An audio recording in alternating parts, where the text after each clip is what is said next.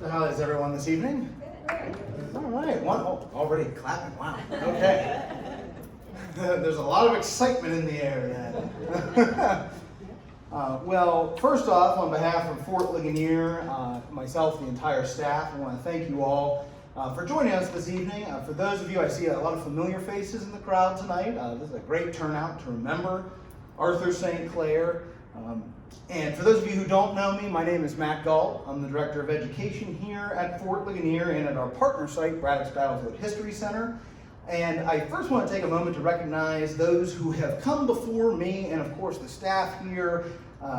When it comes to looking at characters like these figures in our history, and, you know, really the people who also have come along and they have helped us on this journey of research and trying to find out and really be able to dive into the story, not just about Arthur St. Clair, but what happened here at the fort and really all these amazing stories throughout our history.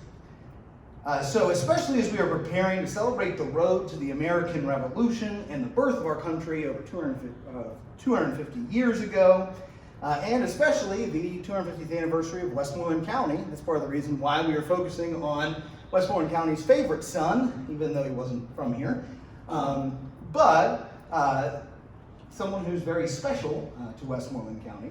And also a special thanks to Dr. Susan Summers for agreeing to help us a little bit with this journey to discover more about Arthur, our collections manager, who you'll be meeting, Megan, who diligently has been working on our amazing collection and was able to pull out some of our St. Clair items, specifically of Phoebe's, that you'll be able to see up close and personal in a little bit.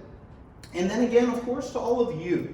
If it was not for your interest in history, we would not be able to continue to tell this story. So from the bottom of my heart, thank you to all of you for being here tonight. Now, when I started here at the fort, it was probably roughly about 10 years ago. And even since, before I was coming to the fort as a job, I came here as a kid. And there was something that I used to notice along the right side of Route 30. But that was just as a kid. I was just driving by, no big deal. And then as I started working here and I made this commute every day, I started to realize that as I was on my way into the fort, that you kind of felt like you were taking a step back in time. So right after you got past Latrobe and Kingston Dam and you start your journey through the gorge, the trees really begin to kind of swallow up the road and and bring the landscape a lot closer to you. And as you round multiple bends, just because as Route 30 is following and mirroring the Loyal Hannah, you might catch what looks like a pile of rocks.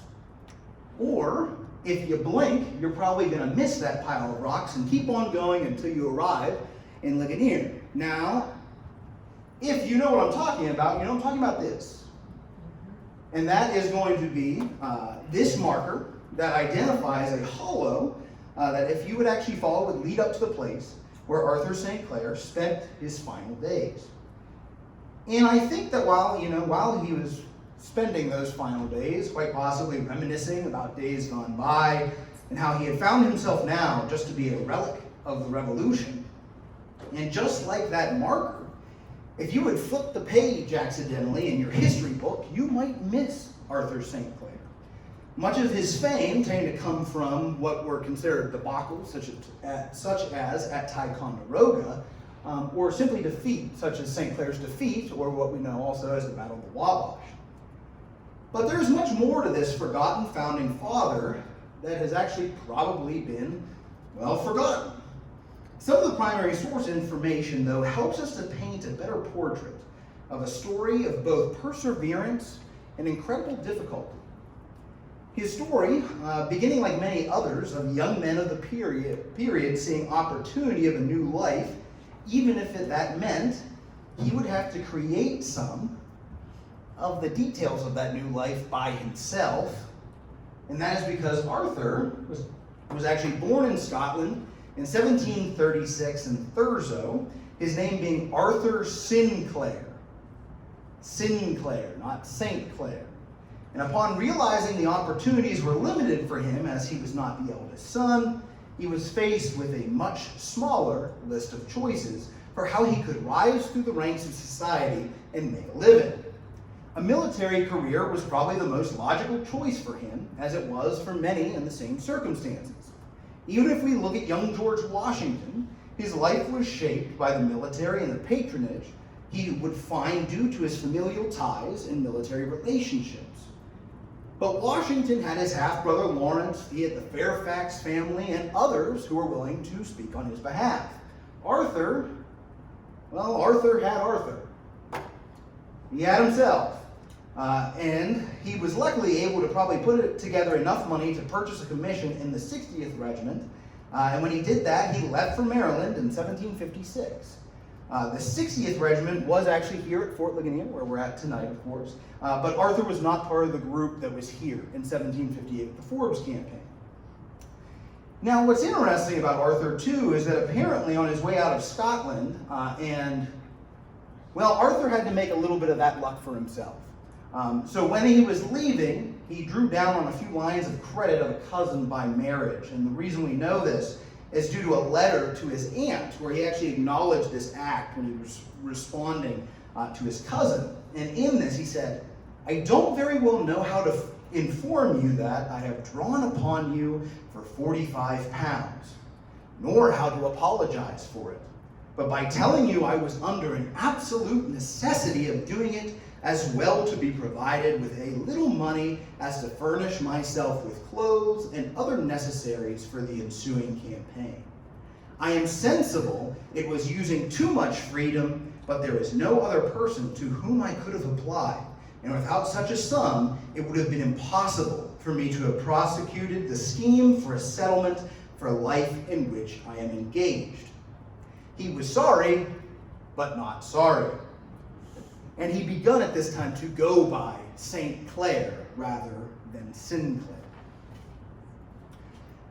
Now, with that quote, seeing as no other option as how he would outfit himself, he did what he thought was necessary to allow him to look the part of this new persona he wished to create, the idea of coming to the new world to create a new life for himself.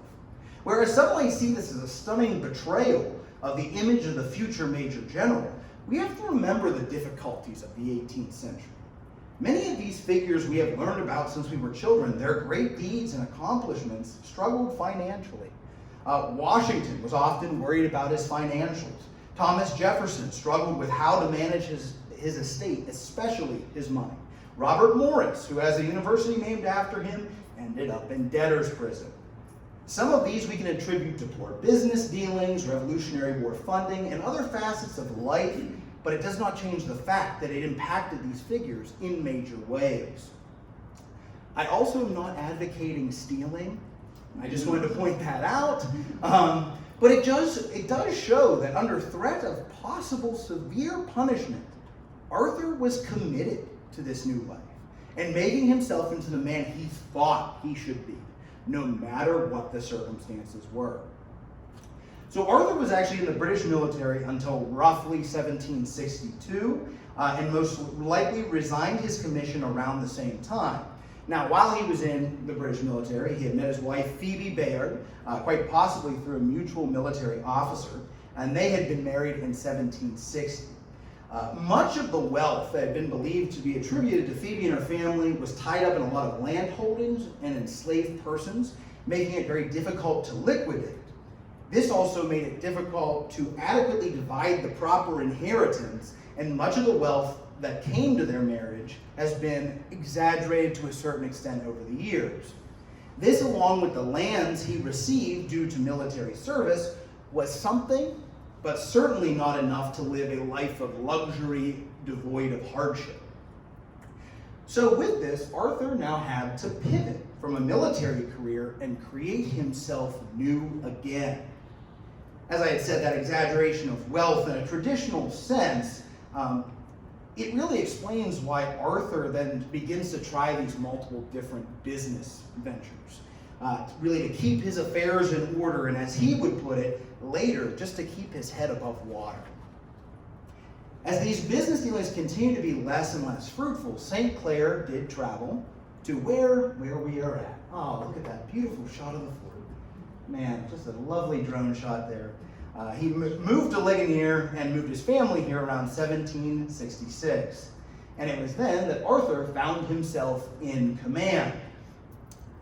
Now, when Arthur probably got here, the fort isn't going to look like this. Instead, it's mainly going to be a lot of those, if anything's really left, it's the inner fort area and some of those inner fort buildings. That outer retrenchment, a lot of that battery that you're looking at right there, some of these outer buildings that would have been, they were probably either rotted away or gone at that point. And how they were gone, I'll get to that in a second. Because where Arthur is saying he's in command, even here at the fort, we often refer to St. Clair as the caretaker of the fort in 1766. But this quote that he has about Ligonier is very interesting to us here at the fort, and also a little confusing.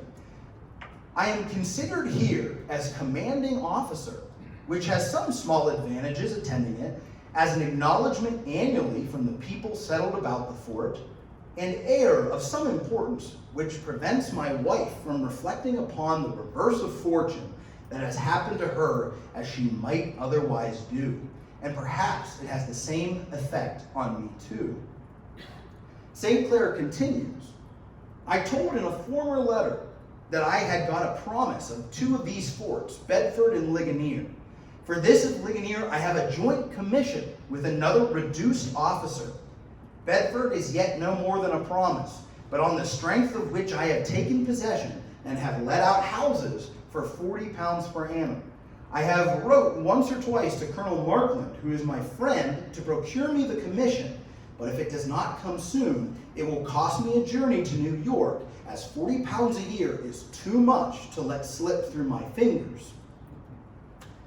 So this mysterious role of caretaker is one that in the future we're hoping to dive a little bit deeper into here at the fort. And as we're going into the anniversary of the Revolution, maybe kind of flesh that out a little bit better. Was that in a military capacity or strictly a civilian role since he had resigned his commission? Was this a self-given title? So many more questions. Also, if he was the caretaker of the fort when it was decommissioned in 1766, much of it was rotting away, and a lot of the materials were taken down by the townspeople and used for their own homes. So you could say he wasn't the best caretaker. But we can also see that plus, Arthur's financial woes continue to be hinted at here, as he simply cannot let this opportunity pass him by. He may have been using one of the storehouses. Now those storehouses, that's actually in the inner fort area. This is what we consider our storehouses that are here. And he may have been working out of that, hoping to capitalize on those who were moving along the road and also any supplies that was moving between Bedford and Fort Pitt, hoping to move flour, horses, wagons, things like that, and make profit from it. Now also in this quote, it hints that Phoebe is struggling greatly with the movement out here to the frontier. This would not only be difficult for someone who had grown up in Boston, coming from a city lifestyle, but for anyone. I think it's important to remember that when we're talking about the frontier, we're talking about isolation in the wilderness, being completely detached from friends and any family she had cared for. In the dangers of the frontier, I am sure, weighed heavily on her mind. On top of this, she had her own household to run, her eventual 7 children to raise, and a husband who was still trying to find his way, or at least find a successful and stable career. Throughout much of the 1770s, there are letters right up to the Revolution from Ligonier, where Arthur is writing from here. So we know that he spent a significant amount of time right where we are at tonight. We see again struggles in his business life as Philadelphia merchants become frustrated with Arthur and his lack of payments for goods they had sent him. Even so much so that by 1773 they wrote, "He should be sued in this court, but we shall get no money with our proceedings." So he's having some trouble in the financial aspect. We understand that. But when it comes to land, we've heard that Arthur, he owns all these pieces of property. We have often heard the phrase land rich and cash poor. Arthur tends to embody the saying because land speculation was a business other veterans would take on, just like Arthur did. But Arthur, in his own words, spoke to his shortcomings later when he reflected back on his life and this facet of his life. They did not know how little I was qualified to avail myself of those advantages, had they existed. I had neither the taste nor genius for speculation in land. The accepting that office, talking about the governorship, was the most imprudent act in my life. Although with prudence in money matters, I was never overburdened. So with having a large amount of land holdings, this caused him to still be a prominent figure out here on the frontier, and it would then cause him to be involved in frontier politics. Disputes with Native Americans, boundary issues, and the claim to the Ohio country for either Pennsylvania or Virginia, he's going to find himself caught up in. Also, that's going to see him involved in what was called Lord Dunmore's War in 1774. Now, all of this that we've just talked about has just been the lead up getting to what we know is that story as Arthur St. Clair and the Revolution. Because, like I said, Lord Dunmore's Wars in 1774, he's out here. We can tell that, yes, he has these financial hardships. But whenever we talk about the traditional story of Arthur, it usually reaches its climax in the Revolution, and then is framed that his bad luck and political enemies then lead to his downfall and all his financials kind of just spiral down after that. But what we just talked about in some of these sources would imply that Arthur and his family were struggling even before the shot heard around the world had ever been rammed down the barrel. There is still much research to be done on Arthur during the Revolution, but this does give us a better look into the man when he stepped forward into that role when this war broke out. The Revolution may have given Arthur another new start. This is not uncommon in history. By good fortune, the outbreak of a conflict has salvaged the careers of many. If the Revolution had never happened, George Washington would just have been another Virginia planter and veteran of the French and Indian War, resigned to his farm at Mount Vernon. The Civil War saved disgraced politician Dan Sickles, who had not only murdered Francis Scott Key's son in broad daylight, but also had successfully utilized temporary insanity as a defense to escape punishment, and gave him a new start as a military officer. So we see throughout history there are many times when these conflicts can actually save people and start new careers, send them on a new trajectory. Arthur most likely found himself in a similar situation in the sense he could step forward now to be that patriot leader, not only to aid his country, but in a sense save the life now he had created. This could aid in some of his unfortunate circumstances, but it would also propel him into becoming a player in the birth of this new nation. His second stint in the military now began in 1776 in the Pennsylvania Battalion, and since St. Clair was a veteran of the French and Indian War, the colonial army was desperate for officers. They needed them. So this would certainly help that he rose through the ranks rather quickly. He was involved throughout the Revolution, including the New Jersey campaign. I love these paintings by Troiani, showing Washington actually at Princeton. And the reason why I have this painting here is because it is reported that St. Clair, a newly appointed brigadier general, actually rebuked the thoughts of other officers and suggested an aggressive plan to march on Princeton and outflank the British Army. If true, perhaps this was a hint of that reckless ambition that was willing to take chances when others would be more cautious. Even though the Battle of Princeton essentially devolved after both armies unexpectedly ran into each other, Arthur's opinion and quick thinking and leadership by Washington led to a victory at Princeton.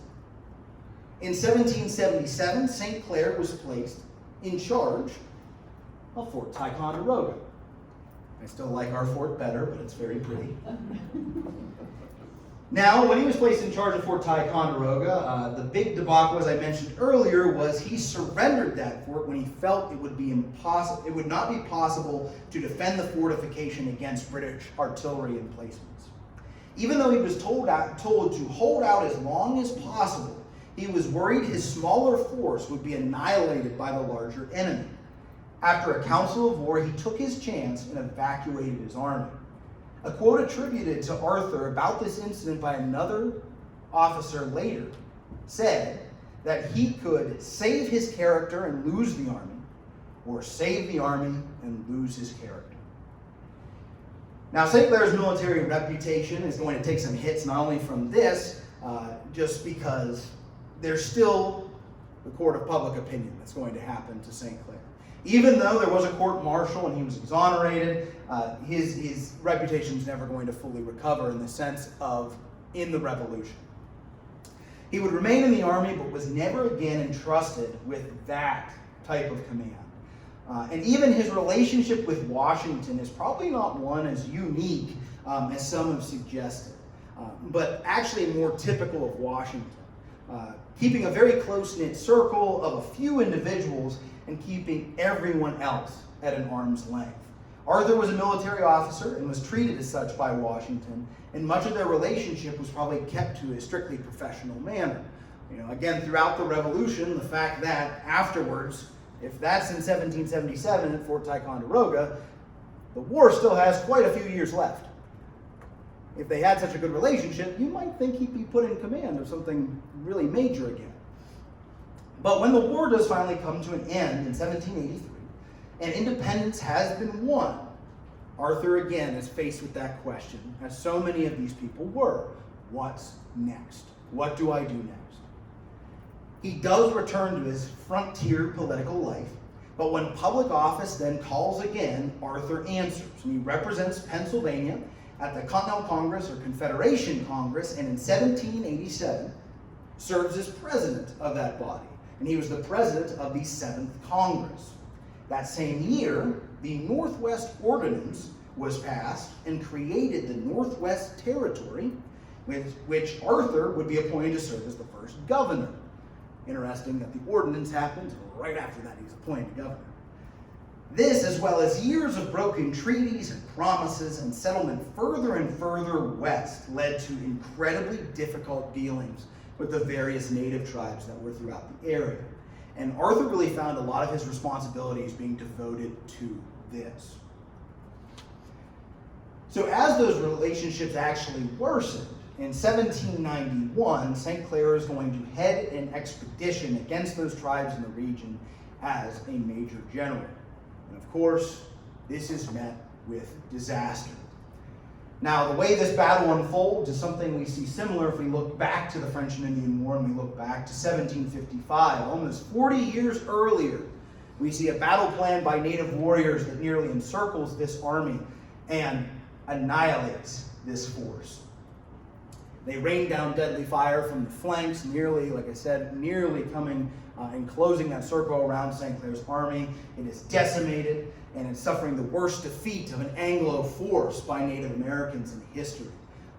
But remnants of the army are able to survive and escape. But I think you're looking at over 66% casualty rate that happens there. Pretty amazing numbers when you think of that. So if we talked about his military career really taking a hit about Ticonderoga, this was going to be the nail in the coffin in that sense. Even though there was an investigation, he again was exonerated, he was not going to be able to come back from this in his military career and resign from the military, but did continue to serve as governor.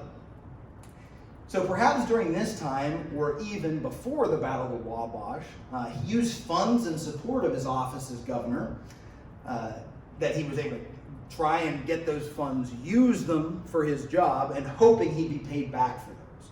It is also likely that during this time, he perhaps invested in various other business ventures that aren't going to work out. Finally, in 1802, he's removed from office by then political adversary Thomas Jefferson.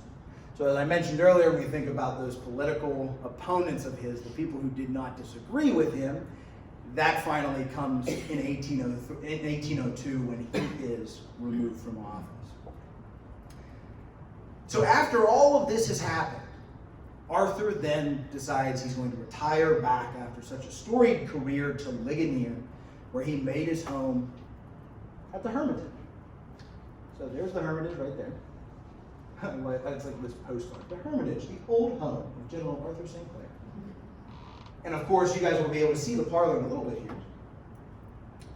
But whenever he comes back, he's able to come back here, he's seeing that those debts are now creeping up on him. His creditors are creeping up on him.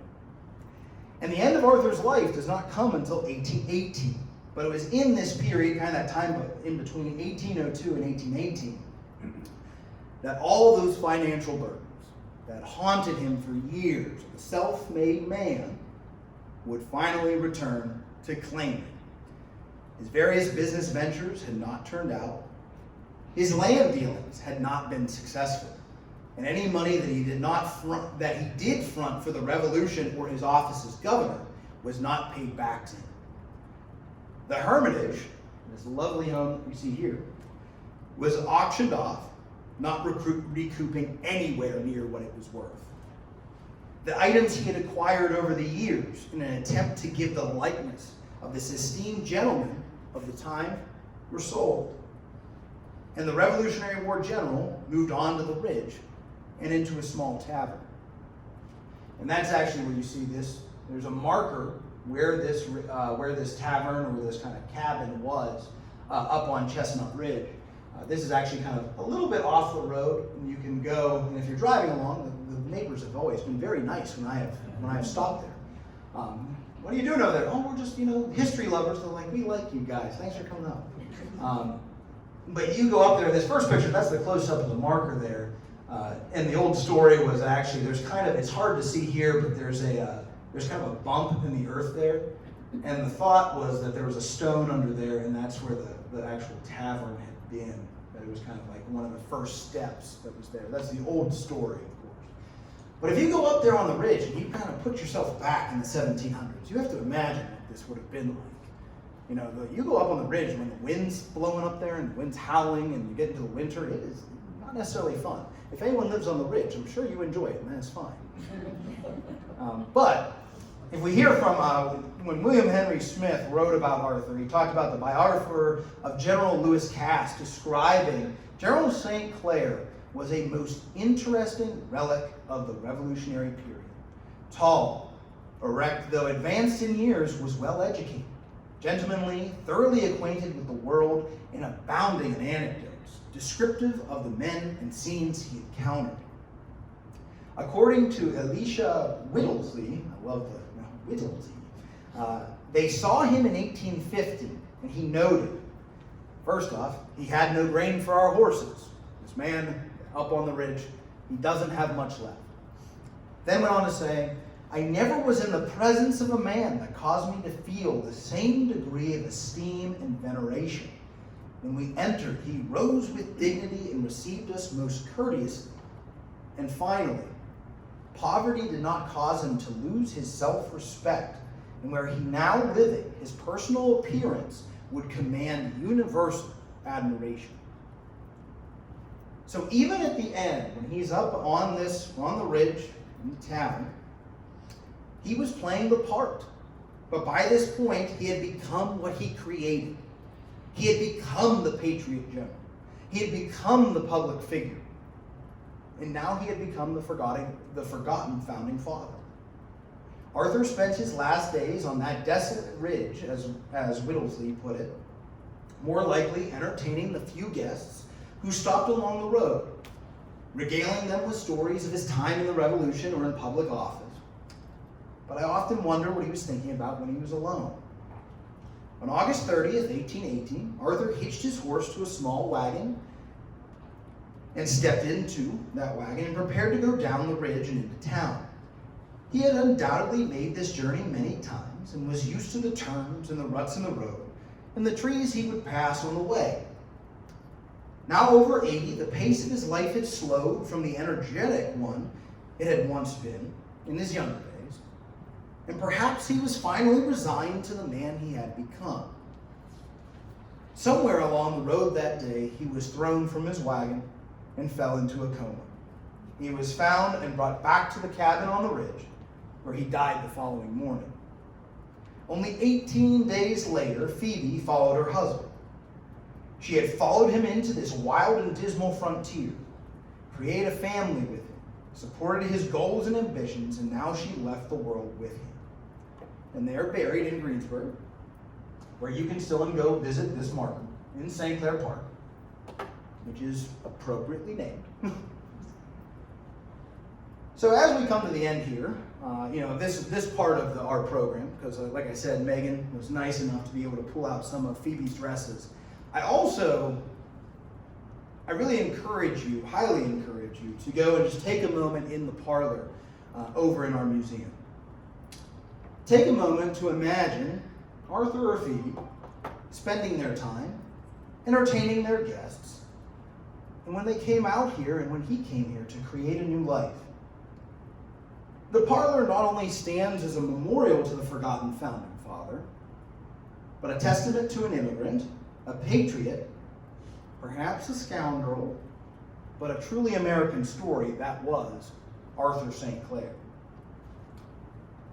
So folks, I want to thank you for listening, and before we head over to the parlor and before we head over to look a little bit more at those items that we pulled out of our collection, I just want to see if anyone had any questions, and I will do my best to answer. So thank you again.